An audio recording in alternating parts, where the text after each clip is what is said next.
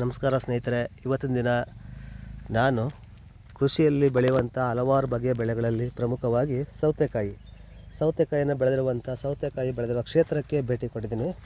So ಇಲ್ಲಿ ಸೌತೆಕಾಯಿ ಬೆಳೆದಿರೋ ತೋಟದಲ್ಲಿ ಸೌತೆಕಾಯಿ ಯಾವ ಥರ ಇದೆ, ಯಾವ ರೀತಿ ಬೆಳೆದವರೆ ಸಾಲುಗಳಲ್ಲಿ, ಮತ್ತು ಮಧ್ಯೆ ಯಾವ ರೀತಿ ಕಟ್ಟವ್ರೆ. ಸೊ ಇದೆಲ್ಲದ ಕುರಿತಾಗಿ ನಿಮಗೆ ವಿಶ್ಲೇಷಣೆ ಕೊಡುವಂಥದ್ದನ್ನು ಮಾಡ್ತಾಯಿದ್ದೀನಿ ಪ್ರಯತ್ನ. ಸೌತೆಕಾಯಿಗಳನ್ನು ನೋಡಿ, ಇಲ್ಲಿ ಬಳ್ಳಿಗಳ ರೀತಿ ಕಟ್ಟವ್ರೆ. ಸೊ ಅದರ ಹತ್ರದಲ್ಲಿ ಸೌತೆಕಾಯಿ ಯಾವ ರೀತಿ ಬಿಟ್ಟಿದೆ. ಸೊ ಇದ್ರ ಬಗ್ಗೆ ಕುರಿತಾಗಿ ನಾನು ಒಂದು ಮಾಹಿತಿಯನ್ನು ಕೊಡುವಂಥದ್ದನ್ನು ಪ್ರಯತ್ನ ಮಾಡ್ತಾಯಿದ್ದೀನಿ. ನೋಡಿ, ಅದ್ಭುತವಾಗಿ ಕೃಷಿ ಕ್ಷೇತ್ರದಲ್ಲಿ ಸೌತೆಕಾಯಿ ಗಿಡಗಳನ್ನು ಸಾಲುಗಳಾಗಿ ಹಾಕವ್ರೆ.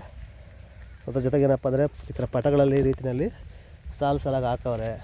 ಮಂತ್ರದಲ್ಲಿ ಇದನ್ನು ಕೆಲವು ಗಳಗಳನ್ನು ಹಾಕಿ ಅಥವಾ ಮರಗಳನ್ನು ಹಾಕಿ ಕಟ್ಟುವಂಥ ಪ್ರಯತ್ನ ಮಾಡವ್ರೆ.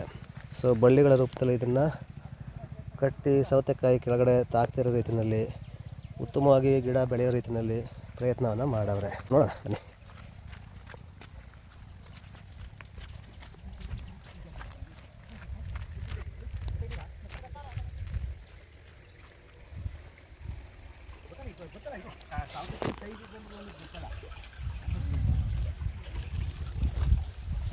ಬನ್ನಿ, ಪರವಾಗಿಲ್ಲ.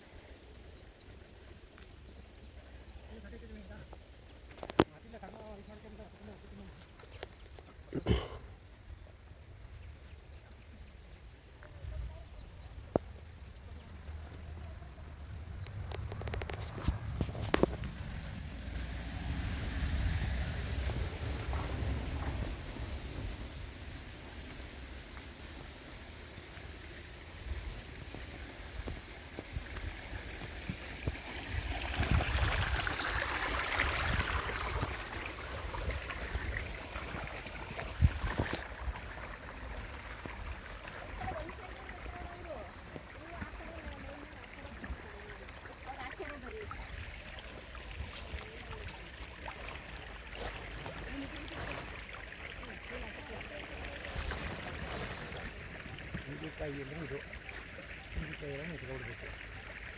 ಎಷ್ಟು ರೋಡ್ ಕಟ್ಬಿಡೋ ಒಂದು ಸೈಡಿಗೆ ಮಡಿಬೇಕು.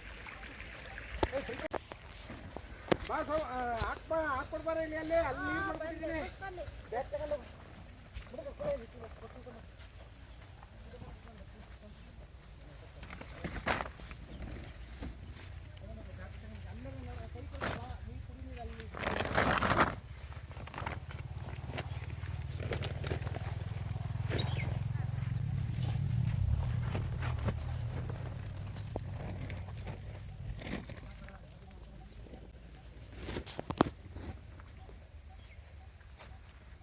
ಕಾಯಿ ಹೆಂಗೆ ಬಲ್ತಿರೋದು ನೋಡ್ಕೊಳ್ತೀರ ಅಜ್ಜಿ?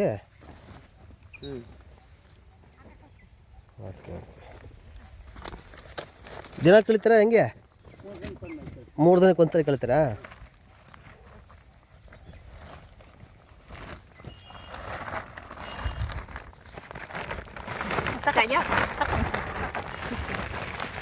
ಮೂರು ದಿನಕ್ಕೆ ಒಂದ್ಸರಿ ಕಳಿತೀರಿ?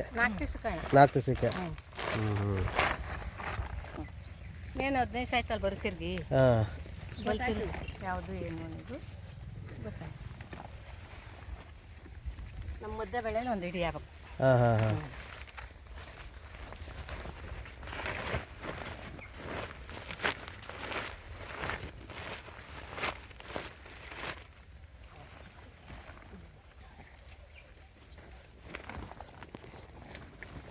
ಈಗ ಕೆಳಗಡೆ ಕಿತ್ಕೊಳ್ತಾ ಇದ್ದೀರಾ?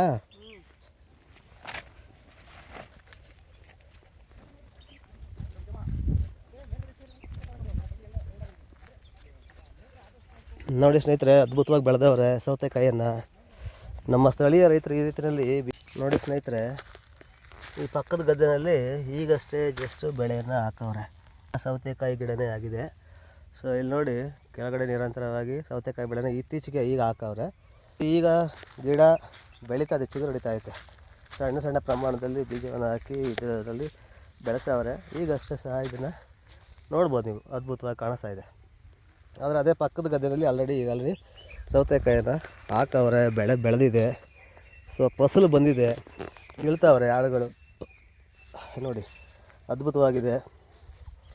ಸೌತೆಕಾಯಿ ಗಿಡದ ಹೂ ನೋಡಿದ್ದೀರಾ? ನೋಡಿರಲ್ಲ, ನೋಡಿ, ಇದು ಸೌತೆಕಾಯಿ ಗಿಡದಲ್ಲಿ ಬಳ್ಳಿಲಿ ಬಿಡುವಂಥ ಹೂವು ಆಗಿದೆ. ನೋಡಿ ಎಷ್ಟು ಚೆನ್ನಾಗಿದೆ.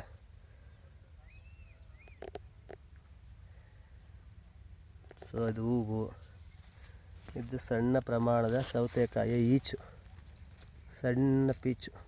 ನೋಡ್ಬೋದು, ಇದು ಸಣ್ಣದ ಸೌತೆಕಾಯಿಯ ಸಣ್ಣ ಪೀಚು. ಇದು ನೋಡಿ, ಇದು ಅದಕ್ಕಿಂತ ಸ್ವಲ್ಪ ದೊಡ್ಡದು. ಇದು ನೋಡಿ, ಅದಕ್ಕೆ ಇನ್ನೂ ಸ್ವಲ್ಪ ದೊಡ್ಡದು. ಇದು ಅದಕ್ಕಿಂತ ಸ್ವಲ್ಪ ದೊಡ್ಡದು. ನೋಡಿ, ಸೌತೆಕಾಯಿ ಗಿಡ ತುಂಬ ಅದ್ಭುತ ಬೆಳೆದಿದೆ. ನೋಡಿ, ಇಲ್ಲೊಂದು ಕಾಯಿ ಎಷ್ಟು ದಪ್ಪ ಕಾಣಿಸ್ತಿದೆ ನೋಡಿ. ಸೌತೆಕಾಯಿ ತುಂಬ ಚೆನ್ನಾಗಿದೆ. ನೋಡಿ, ಒಂದು ಕಡೆ ಸೌತೆಕಾಯಿ ಗಿಡದ ಒಳಗಡೆ, ತೋಟದ ಒಳಗಡೆ ಓಡಾಡ್ತಾ ಇದ್ರೆ ಒಂಥರ ಖುಷಿ. ನೋಡಿ, ಇಲ್ಲಿ ಲೈವಲ್ಲಿ ಬೆಳೆದಿರುವಂಥ ಬೆಳೆ ಎಷ್ಟು ಫ್ರೆಶ್ ಆಗಿದೆ ನೋಡಿ. ಸೌತೆಕಾಯಿ ನೋಡಿ ಎಷ್ಟು ದಪ್ಪ ಇದೆ ನೋಡಿ. ಕನಿಷ್ಠ ಪಕ್ಷ ಒಂದು 200ರಿಂದ 300 ಗ್ರಾಮ್ ಅಷ್ಟು ಬರುತ್ತೆ ವೆಯ್ಟ್. ಇದೆ ಚೆನ್ನಾಗಿ ಬೆಳೆದವ್ರೆ. ನಮ್ಮ ರೈತರಲ್ಲಿ ಈ ರೀತಿ ಉತ್ಸಾಹ ಇರಬೇಕು. ನಿರಂತರವಾಗಿ ಈ ಥರ ಬೆಳೆಗಳನ್ನ ಬೆಳೀತಾ ಹೋಗಬೇಕು. ಅಲ್ಪ ಪ್ರಮಾಣದಲ್ಲಿ ಆದಾಯವನ್ನು ಜಾಸ್ತಿ ಗಳಿಸಬೇಕು. ನೋಡಿ, ಒಂದು 10ರಿಂದ 20 ಜನ ಆಳುಗಳಿಗೆ ಕೆಲಸನ ಕೊಡುವಂಥದ್ದು. ಸೊ ಇವೆಲ್ಲ ಕಂಡುಬರುತ್ತೆ. ಸ್ಥಳೀಯವಾಗಿ ಕೃಷಿ ಕಾರ್ಮಿಕರಿಗೆ ಕೆಲಸ ಸಿಗುತ್ತೆ. ಕಡಿಮೆ ಅವಧಿಯಲ್ಲಿ ಬೆಳೆಗಳನ್ನ ಬೆಳೀಬೋದು. 3ರಿಂದ 4 ತಿಂಗಳಲ್ಲಿ ಪರ್ಯಾಯ ಬೆಳೆಗಳನ್ನ ಬೆಳೆದಾಗ ಒಂದು ಕಡೆ ಭೂಮಿಯಲ್ಲಿ ಫಲವತ್ತತೆ ಪ್ರಮಾಣ ಜಾಸ್ತಿ ಆಗುತ್ತೆ. ಅದೇ ರೀತಿ ಏನಪ್ಪ ಅಂದರೆ ಕೃಷಿ ಚಟುವಟಿಕೆ ಮಾಡಿದಾಗ ಆದಾಯನ ಸಹ ಜಾಸ್ತಿ ಗಳಿಸ್ಬೋದು. ವರ್ಷ ಪೂರ್ತಿ ವಾರ್ಷಿಕ ಬೆಳೆ ಕಬ್ಬು ಒಂದನ್ನೇ ಹಾಕೋ ಕೂತ್ಕೊಂಡ್ರೆ ಬೆಳೆಯನ್ನು ಬೆಳ್ಕೊಂಡು ಅದರಲ್ಲಿ ಲಾಭ ಗಳಿಸೋಕ್ಕಾಗಲ್ಲ. ಈ ರೀತಿ ಸಣ್ಣ ಪುಟ್ಟ ಪ್ರಮಾಣದಲ್ಲಿ ಅಲ್ಪ ಬೆಳೆಗಳನ್ನು, ವಾರ್ಷಿಕ ಬೆಳೆಗಳ ಬದಲಾಗಿ ಪರ್ಯಾಯವಾಗಿ ಬೆಳೆದಾಗ ಏನಪ್ಪ ಅಂದರೆ ಸ್ವಲ್ಪ ಆದಾಯ ನಿರೀಕ್ಷೆಯನ್ನು ಜಾಸ್ತಿ ನೋಡ್ಕೊಬೋದು. ಮತ್ತು ಬೇಗ ಕೈಗೆ ಹಣಕಾಸು ಸಿಗುತ್ತೆ, ಸಾಲ ಸೌಲಭ್ಯನ ತೀರಿಸ್ಕೋಬೋದು. ನೋಡಿ, ಈಗಾಗಲೇ ಸೌತೆಕಾಯಿನ ಕಿತ್ತು ಈ ರೀತಿ ಮೂಟೆಗಳು ತುಂಬ್ಕೊಂಡವ್ರೆ. ಇದನ್ನು ಇಲ್ಲಿಂದ ಬೇರೆ ಕಡೆಗೆ ಶಿಫ್ಟ್ ಮಾಡ್ತಾರೆ. ಸೊ ಅಲ್ಲಿ ಬೈಫರ್ಗೇಟ್ ಮಾಡಿ ಅದನ್ನು ಮಾರ್ಕೆಟಿಗೆ ಶಿಫ್ಟ್ ಮಾಡ್ತಾರೆ. ನೋಡಿ, ಬೆಳೆಗಳನ್ನ ಬೆಳೆದವ್ರೆ. ಸುಮಾರು 4ರಿಂದ 5 ದಿನಕ್ಕೊಂದು ಸಾರಿ ಕಾಯಿನ ಕೇಳ್ತಾರೆ. ಅಮ್ಮ, ಅದು ಕಾಯಿ ಬಲ್ತಿದೆಯಾ? ಚೆನ್ನಾಗಿದೆಯಾ? ನೋಡಿ, ಅಲ್ಲೊಂದು ಒಳಗಡೆ ಇದೆ ನೋಡಿ, ತಪ್ಪು. ಹಾಂ, ಬಲ್ತದಾ? ತೋರಿಸಿ ಹಿಂಗೆ ನೋಡುವ.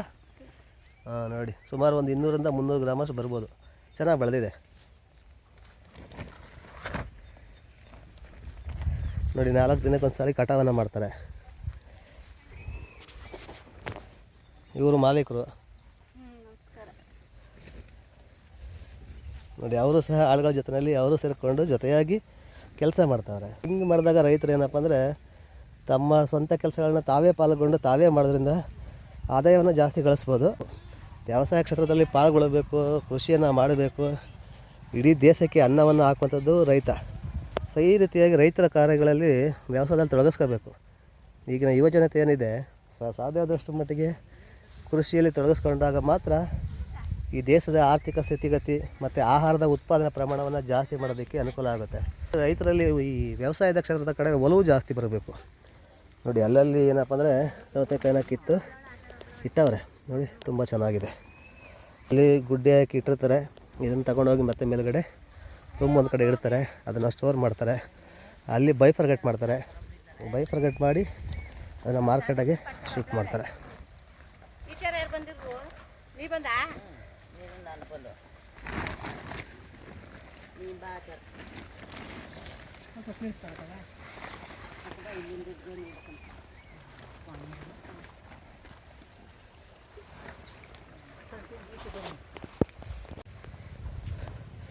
ನೋಡಿ ಸ್ನೇಹಿತರೆ, ಇವರು ನೋಡಿ ನಮ್ಮ ರೈತರು. ಸೊ ಇವರೇ ಮಾಲೀಕರು. ತುಂಬ ಶ್ರಮ ವಹಿಸಿ ಕೆಲಸವನ್ನು ಮಾಡ್ತಾವ್ರೆ. ಆಮೇಲೆ ಎಲ್ಲ ಮೂಟೆ ತುಂಬಿಟ್ಟವ್ರಲ್ಲ, ಅದನ್ನ ತಗೊಬರಕ್ಕೆ ಹೋಗ್ತಾವ್ರೆ. ನೋಡಿ ನಾವು ಇದೇ ಥರ ನೋಡ್ಕೊಂಡು ಹೋಗ್ತಾ ಇದ್ದೀವಿ. ಅವರನ್ನು ಮಾತಾಡಿಸುವಂಥ ಪ್ರಯತ್ನವನ್ನು ಮಾಡ್ತೀನಿ. ನೋಡೋಣ ಅವರಲ್ಲಿ ಅಭಿಪ್ರಾಯ ಯಾವ ಥರ ಇದೆ, ಈ ರೈತರಲ್ಲಿ ವ್ಯವಸಾಯದ ಉತ್ಸಾಹ ಯಾವ ಥರ ಇದೆ, ಸೌತೆಕಾಯಿ ಬೆಳೆದವ್ರೆ, ಸೊ ಅವರು ಯಾವ ರೀತಿ ಈ ಸೌತೆಕಾಯಿ ಬೆಳೆ ಬಗ್ಗೆ ಹೇಳ್ತಾರೆ ಅನ್ನೋದನ್ನ ನಾವು ನೋಡೋಣ. ಸೊ ಆ ಪ್ರಯತ್ನ ನಾನು ಮಾಡ್ತಾಯಿದ್ದೀನಿ. ನೋಡಿ ಒತ್ಕೋಕೆ ಹೋಗ್ತಾರೆ ಅಷ್ಟೊಳಗೆ. ಸರ್ ಒಂದು ನಿಮಿಷ. ನಮಸ್ಕಾರ ಸರ್. ನಮಸ್ತೆ ಸರ್ ತಮ್ಮ ಹೆಸರು? ನಮ್ಮ ಹೆಸರು ಶೇಖರ್ ಅಂದ್ಬಿಟ್ಟು. ಶೇಖರ್ ಅಂತ. ಸರ್ ತಾವು ಕಲಾವಿದರು, ನಾನು ಆಲ್ರೆಡಿ ನೋಡಿದ್ದೆ ನಿಮ್ಮನ್ನು ಅಲ್ವಾ? ತುಂಬ ಚೆನ್ನಾಗಿ ಅದ್ಭುತವಾಗಿ ನಾಟಕ ಎಲ್ಲ ಮಾಡ್ತಾಯಿದ್ರಿ, ಕಲಾವಿದರು. ಆಮೇಲೆ ಈಗ ನೋಡಿ ರೈತರಾಗಿ ಇಲ್ಲಿ ಈ ಕಡೆ ಸರ್ವಿಸನ್ನು ಮಾಡ್ತಾಯಿದ್ರಿ, ಆ ಕಡೆ ಕಲಾವಿದರಾಗಿ ಮಿಂಚ್ತಿದ್ರಿ ಒಂದು ಕಾಲದಲ್ಲಿ ನಾನು ನೋಡಿದ್ದೆ ನಿಮ್ಮನ್ನು ಅಲ್ವಾ? ಸರ್ ಹೇಗಿದೆ ಸರ್ ಇದಾಗಿದೆ ವ್ಯವಸಾಯ, ಯಾವ ಥರ ಮಾಡ್ತಾಯಿದ್ದೀರಿ? ನಾವು ನಿಮ್ಮ ಹೆಸರು ಆಗ್ಬಿಡಿ ಸರ್ ಒಂದ್ಸಲ. ನಮ್ಮ ಹೆಸರು ಶೇಖರ್ ಅಂದ್ಬಿಟ್ಟು. ಶೇಖರ್ ಅಂತ. ಇದೆ ನೋಡಿ ಮಂಡ್ಯ ಜಿಲ್ಲೆ ಮದ್ದೂರು ತಾಲೂಕಿನ ಸಾದಳೋಲು ಗ್ರಾಮದಲ್ಲಿರುವಂಥ ನಮ್ಮ ರೈತ ಮಿತ್ರರು, ಜೊತೆಗೆ ಕಲಾವಿದರು. ಸೊ ಅವರು ಸಹ ಇಲ್ಲಿ ನೋಡಿ ಅವ್ರ ಕೃಷಿ ಕ್ಷೇತ್ರದಲ್ಲಿ ನೋಡಿ ಕಡಿಮೆ ಅಲ್ಪಾವಧಿಯ ಬೆಳೆನಲ್ಲಿ ಏನಪ್ಪ ಅಂದರೆ ಸೌತೆಕಾಯಿ ಬೆಳೆನ ಬೆಳೆದವ್ರೆ. ಬೆಳೆದಿರೋದ್ರೆ ಅವ್ರ ಉತ್ಸಾಹ ಯಾವ ಥರ ಇದೆ, ಯಾವ ಥರ ಬೆಳೆದಕ್ಕೆ ಏನು ಪ್ರೇರೇಪಣೆ, ಎಷ್ಟು ಎಕರೆ ಬೆಳೆದಿರೋದನ್ನ ಅವರೇ ಹೇಳ್ತಾರೆ. ಸರ್ ಹೇಳಿ ಸರ್. ಇದು ಫಸ್ಟ್ ಬೆಡ್ಡು ಟೊಮೊಟೊ ಬೆಳೆದಿದ್ದೆ. ಹಾಂ ಸರ್, ಸೂಪರ್. ಆಮೇಲೆ ಸುಮ್ಮನೆ ಇವೆಲ್ಲ ಗಳಗಳು, ತಂತಿ, ವೈರು ಎಲ್ಲ ವೇಸ್ಟ್ ಆಯ್ತದೆ ಪೇಪರು ಅಂದ್ಬಿಟ್ಟು ಸೆಕೆಂಡ್ ಬೆಡ್ಗೆ ಸೌತೆ ಹಾಕ್ತೆ. ಹಾಂ ಓಕೆ ಸೂಪರ್. ಸೌತೆ ಎರಡನೇ ಬೆಡ್ ಆಗಿರೋದ್ರಿಂದ ಸ್ವಲ್ಪ ಇದಾಗಿ ಬಂದಿದೆ, ಏನು ಕ್ವಾಲಿಟಿಯಾಗಿ ಬರಲಿಲ್ಲ. ಓಕೆ. ಫಸ್ಟ್ ಬೆಡ್ಡಲ್ಲಂತೂ ತುಂಬ 6 ಅಡಿ 7 ಅಡಿ ಚೆನ್ನಾಗಿ ಇದು ಮಾಡಿದ್ದೆ. ಓಕೆ ಅಂದರೆ ಟೊಮೊಟೊ ಬೆಳೆ ಬೆಳೆದು ಅದು ವೇಸ್ಟ್ ಆಗಬಾರ್ದು, ಗಳಗಳು, ದಾರಗಳು, ತಂತಿ ಮತ್ತು ಈ ಪೇಪರ್ ಏನಿದೆ ಎಲ್ಲ ವೇಸ್ಟ್ ಆಗಬಾರ್ದು ಅನ್ನೋಕ್ಕೋಸ್ಕರ ಅಡಿಷ್ನಲ್ ಆಗಿ ಈ ಸೌತೆಕಾಯಿನ ಹಾಕೊಂಡಿದ್ರಿ, ಯಾಕೆ ವೇಸ್ಟ್ ಆಗಬಾರ್ದು. ಓಕೆ, ಸೋರ್ಸ್ ವೇಸ್ಟ್ ಆಗಬಾರ್ದು ಅಂತ ಮಾಡಿದ್ರಿ. Super sir, super. ಹೇಳಿ ಸರ್. ಈ ನಾವು ಬೇರೆ ಬೆಳೆಗೆ ಇದು ಮಾಡಿಕೊಂಡ್ರೆ ತರಕಾರಿಲಿ ತುಂಬ ಶ್ರಮ ಇದೆ. ಹಾಂ ಸರ್. ಸೀಸನ್ ನೋಡಿ ಹಾಕ್ಬೇಕು, ಸ್ವಲ್ಪನೇ ಹಾಕ್ಕೊಂಡು ಒಂದೊಂದು ಎಕರೆ ಗಟ್ಟಲೆ ಹಾಕೊಂಡ್ರೆ ಲಾಭದಾಯಕ ಇದೆ. ಲಾಭದಾಯಕ ಅಂದರೆ ಈಗ ನಮಗೆ ಬೆಳಗ್ಗೆ ಇದ್ರೆ ದುಡಿಮೆಗೂ ನಮಗೂ ಕೆಲಸ ಸಿಗುತ್ತೆ. ಹಾಂ ಸರ್, ಹೇಳಿ ಸರ್. ಅದು ಬ್ಯಾಚ್ ಬೈ ಬ್ಯಾಚ್ ಹಾಕ್ತಾ ಇದ್ದೀನಿ. ಇದು ತಿನ್ನು ಸೌತೆ. Okay sir. 1 ಎಕರೆ. Okay sir. ನೋಡಿ ಕೆಳಗಡೆ ಹಾಕಿರೋದು ಸಾಂಬಾರ್ ಸೌತೆ. ಹಾಂ ಸರ್, ಈಗ ಹೋಗಿದೆ ಕೆಳಗಡೆ. ಅದು ಬರಬೇಕು ನೆಕ್ಸ್ಟ್ ಬ್ಯಾಚ್ಗೆ ಅದು ಸಾಂಬಾರ್ ಸೌತೆ. Okay sir, super. ನೆಕ್ಸ್ಟ್ ಅದು ಬರುವತ್ತಿಗೆ ಇದನ್ನ ಮತ್ತೆ ಬೇರೆ ಬೆಳೆಗೆ ರೆಡಿ ಮಾಡ್ತೀರಿ. ಓ ಸೂಪರ್. ಈ ಥರ ಬ್ಯಾಚ್ ಬೈ ಬ್ಯಾಚ್ ಮಾಡೋದ್ರಿಂದ ಹಾಂ ಸರ್, ಕೂಲಿ ಕಾರ್ಮಿಕರು ನಿರಂತರವಾಗಿ ಕೆಲಸ ಸಿಗುತ್ತೆ. ಸೂಪರ್. ನಮಗೂ ಈ ಸೋಂಬೇರಿತನ ಇರೋದಿಲ್ಲ. ಸೂಪರ್. ಬೆಳಿಗ್ಗೆ ಇದ್ರೆ ಜಮೀನ್ ಹತ್ರ ಬರಬೇಕು, ಏನಾರು ಮಾಡಬೇಕು ಅನಿಸ್ತದೆ. ಹಾಂ ಸರ್. ಹಂಗಾಗಿ ನಾವು ಇದನ್ನ 4 ವರ್ಷ ಆಯಿತು. ಓ ಸೂಪರ್. 20 ವರ್ಷ ಫಿಶರೀಸು ಮೀನುಗಾರಿಕೆ. ಮೀನುಗಾರಿಕೆಯಲ್ಲಿ ಮಾಡ್ತಾ ಇದ್ದು ಕಬಾಬು, ಫ್ರೈ, ಅದರಲ್ಲೂ ಅಷ್ಟೇ. ಹೌದು, ಎಕ್ಸ್ಪರ್ಟ್ ನಾನು ನೋಡಿದ್ದೆ ಮದ್ದೂರಲ್ಲಿ ಆಲ್ರೆಡಿ ನೋಡಿದ್ದೆ. ಮಾಡ್ತೀನಿ ಅದನ್ನ. ಇಲ್ಲ, ಕ್ರೌಡ್ ತುಂಬಾ ಚೆನ್ನಾಗಿತ್ತು. ಕ್ರೌಡ್ ಬರ್ತೀವಿ. ಹೌದು, ಮಾಡಿದ್ರು ಕ್ರಮಬದ್ಧವಾಗಿ ಕ್ರಮಬದ್ಧವಾಗಿ ಮಾಡ್ತೀರಿ. ಕೆಲಸ ಎಲ್ಲೂ ಮಾಡುವಂಗಿಲ್ಲ. ನಾವು ಎಲ್ಲರೂ ಹಾಕ್ತಾರೆ, ನಾವು ಹಾಕ್ಬಿಡುವ ಅಂದ್ಬಿಟ್ಟು ದಪ್ಪ ಥರ ಬೆಳೆಯುವಂಗಿಲ್ಲ. ಹೌದು. ಅದಕ್ಕೆ ಮಕ್ಕಳನ್ನ ಯಾವ ಥರ ನಾವು 1 ವರ್ಷದಿಂದ 3 ವರ್ಷ ಗಂಟ ಇದು ಮಾಡ್ತೀವಿ, ಅದೇ ಥರ ಇದು ಅಷ್ಟೇನೆ. ಬೆಳೆನೂ ಅದೇ ಥರ ಪೋಷಣೆ ಮಾಡ್ತಿದ್ದೀರಿ. ಯಾಕೆ ನೋಡಿದಾಗ ಕಾಣಿಸ್ತಿದೆ ನೋಡಿ ಗಿಡಗಳು ಫ್ರೆಶ್ ಆಗಿದೆ. ಯಾವ ಟೈಮ್ಗೆ ಮೆಡಿಸಿನ್ ಔಷಧಿ ಕೊಡಬೇಕು, ಯಾವ ಟೈಮ್ಗೆ ಅದು ಏನಾಗಿದೆ ಅನ್ನೋದನ್ನ ನೋಡಿ. ಈಗ ನೋಡಿ ಫ್ರೆಶ್ ಆಗಿದೆ, ಚೆನ್ನಾಗಿರ್ತದೆ. ಇದು ಬಿಸಿಲು ಬರ್ತು ಅಂದ್ರೆ ಸ್ವಲ್ಪ ಬಾಡ್ತದೆ ಗಿಡ. ನೀರಂಶ ಇದೆ ಸಾಕು. ನೀರಂಶ ಇದೆ, ಬಟ್ ಎಲ್ಲ ಬಿಸಿಲಿಗೆ ಸ್ವಲ್ಪ ಟೆಂಪರೇಚರ್ ಜಾಸ್ತಿ ಇದೆ, ಹಂಗಾಗಿ ಸ್ವಲ್ಪ ಬಾಡ್ಕೊಂಡಂಗೆ ಕಾಣಿಸ್ತದೆ. ಸೂಪರ್. ಹಂಗಾಗಿ ಮಾಡ್ಕೊಂಡು ಹೋಗ್ತಾ ಇದೀವಪ್ಪ. ಎಷ್ಟು ಎಕರೆ ಮಾಡಿದ್ರಿ ಸರ್ ಒಟ್ಟಿಗೆ ಟೋಟಲಿ? ಒಟ್ಟು 4 ಎಕರೆ. 1.5 ಎಕರೆ ಬದನೆ ಇತ್ತು. ಬದನೆ ಖಾಲಿ ಆಗೋದಕ್ಕೆ ಸೌತೆ ಬಂದಿದೆ. ಸೌತೆ ಖಾಲಿ ಆಗೋದಕ್ಕೆ ಸಾಂಬಾರ್ ಸೌತೆ ಬರುತ್ತೆ. Okay super. ಮತ್ತೆ ಈಗ ಬದನೆ ಇರೋದಕ್ಕೆ ನೆಕ್ಸ್ಟ್ ಸೀಸನ್ಗೆ ಯಾವುದು ನಮಗೆ ಸೀಸನ್ಗೆ ಪ್ಲಾನ್ ನೋಡ್ಕೊಂಡು ಹಾಕೊಂತಾರೆ, ಡಿಮ್ಯಾಂಡ್ ಇರ್ತದೆ ಅಂತದನ್ನ ಹಾಕಬೇಕು. ಎಲ್ಲ 45ರಿಂದ 60 ದಿವಸದೊಳಗೆ ಬರುವಂತವೆ. 2 ತಿಂಗಳು ಮ್ಯಾಕ್ಸಿಮಮ್. ಟೊಮೊಟೊ ಮಾತ್ರ 3 ತಿಂಗಳು ಬೇಕೇ ಬೇಕು. 90 ದಿನ ನಾವು ನೆಟ್ಟಿ ಪೋಷಣೆ ಮಾಡಿ 90 ದಿವಸ ಬೇಕು. ಓಕೆ. ಹಂಗಾಗಿ ಅದರೊಳಗಡೆ ಇವನ್ನ ಈ ತರಕಾರಿ ಬೆಳೆಗಳ ವರ್ಷದಲ್ಲಿ ಕಬ್ಬನ್ನು ಕಾಯ್ಕೊಂಡು ವರ್ಷ ಪೂರ್ತಿ ಕಾಯಕ್ಕೆ ಬದಲಾಗಿ ತರಕಾರಿ ಬೆಳೆಗಳು ಮಾಡ್ಕೊಂಡಾಗ ಯಾತ್ಯಾತ್ಕು ಬೇಡಿ ಬಿಡಿ. 8 ತಿಂಗಳಾಗಿದೆ ನಾನು 1 ಎಕರೆ ಕಬ್ಬು ಕಡ್ದು ಹೊಡೆದು. ಅದು ನಮ್ಮ ಸ್ಥಳೀಯ ಶುಗರ್ ಫ್ಯಾಕ್ಟ್ರಿಯಿಂದ ಪೇಮೆಂಟ್ ಆಗ್ಬೇಕಾದ್ರೆ ಲಾಂಗ್ ಟೈಮ್ ಆಗುತ್ತೆ. 1.5 ವರ್ಷ ಬೇಕು. ಅಷ್ಟಿನ ಗಂಟ ನಾವು ಇವತ್ತಿನ ಒಂದು ಮಕ್ಕಳನ್ನ ವಿದ್ಯಾಭ್ಯಾಸ ಮಾಡಬೇಕು ಅಂದ್ರೆ ಮಾಡಿಸ್ಬೇಕು ಅಂದ್ರೆ ಕಾಸನ್ನ ತುಂಬಾ ಇದು. ಹೌದು, ತರಕಾರಿ ಹಾಕಿದ್ರೆ ಅಲ್ಲೇ ಬರ್ತಾ ಇರ್ತದೆ. ಹೌದು. ಇತ್ತಿನ ತಗೊಂಡೋದ್ರೆ ಮಾರ್ಕೆಟ್ಗೆ ಅತ್ತಿಂದ ದುಡ್ಡು. ಹೌದು. ಕಬ್ಬು ಹಂಗಲ್ಲ, ಹೊಡೆದ 2 ತಿಂಗಳು ಕಾಯ್ಬೇಕು. ಆದ್ರೆ ಈಗ 14 ತಿಂಗಳು ಕಬ್ಬು ಬೆಳೆದು ಅದು ಕಟಾವು ಮಾಡಿ ಮತ್ತೆ 2 ರಿಂದ 4 ತಿಂಗಳು ಕಾಯೋಷ್ಟಿಗೆ 1 ವರ್ಷ 2 ವರ್ಷ ಆಗ್ಬಿಡುತ್ತೆ. ಬಟ್ ಇದು 2.5 ತಿಂಗಳಲ್ಲಿ ನೋಡಿ ನಿಮ್ಗೆ ಆಗಾಗ ಸಣ್ಣ ಪುಟ್ಟ ಬೆಳೆಗಳನ್ನ ಬೆಳ್ಕೊಂಡು ಮಾಡ್ಕೊಂಡು ಹೋಗ್ಬೋದು. ಮೈಸೂರಿಗೆ ಆಗುವಂತ ಸೌತೆಗಳಿವು. ಓ ಸೂಪರ್. ಇದು ಮೈಸೂರು ಸೌತೆ. ಸೂಪರ್. ಇದೆಲ್ಲ ಸಣ್ಣ ಸೈಜ್ ಎಲ್ಲ ಬೆಂಗಳೂರಿಗೆ ಆಗುವಂತದ್ದು. ಇದು ಇಷ್ಟು ಈ ಸೈಜು ಬೆಂಗಳೂರಿಗೆ ಕುಯ್ಬೇಕು. ಸೈಜ್ ಮೇಲೆ ವೆರೈಟೀಸ್ ಮೇಲೆ ಮೈಸೂರಿಗೆ ಸಪರೇಟ್, ಬೆಂಗಳೂರು ಸಪರೇಟ್. 250 ಗ್ರಾಮ್ ಬೆಂಗಳೂರಿಗೆ ಹಾಕ್ಬೇಕು. ಓಕೆ. 600 ಗ್ರಾಮು ಮೈಸೂರಿಗೆ ಮೈಸೂರಿಗೆ ಹಾಕಬೇಕು ಅಂದರೆ 2 ಮಾರ್ಕೆಟ್ಗೆ ಹಾಕ್ತೀರಿ ನೀವು?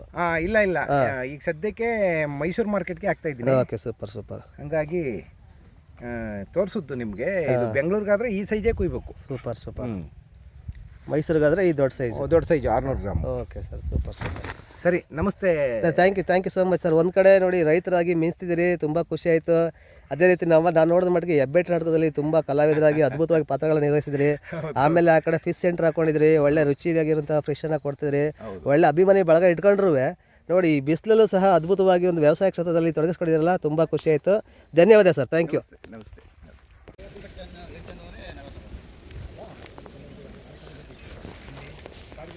ಓಯ್ ಚಿನ್ನು, ಏನೋ ನಿನ್ನ ಹೆಸರು?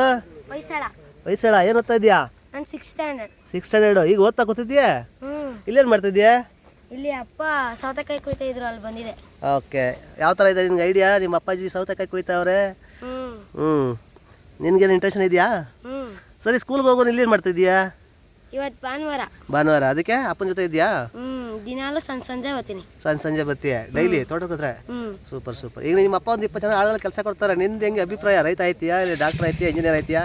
ಯಾವ ಥರ, ಏನು ಇಂಟೆನ್ಷನ್ ನಿಂದು? ನಾನು ರೈತನೇ ಆಯ್ತೀನಿ. ಯಾಕೆ? ನಮ್ಮ ಅಪ್ಪನ ಥರ ನಾನು ಒಂದು 3-4 ಜನಕ್ಕೆ ಅನ್ನ ಹಾಕ್ತೀನಿ.